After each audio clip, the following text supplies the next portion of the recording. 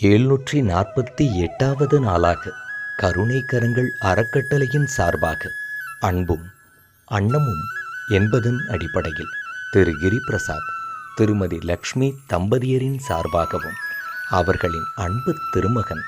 செல்வன் சித்தார்த் அவர்களின் சார்பாகவும் அரசு மருத்துவமனையில் சிகிச்சை பெறுபவர்களுக்கும் மற்றும் உடன் இருப்பவர்களுக்கும் காலை உணவு அருட்பிரசாதமாக வழங்கப்பட்டது.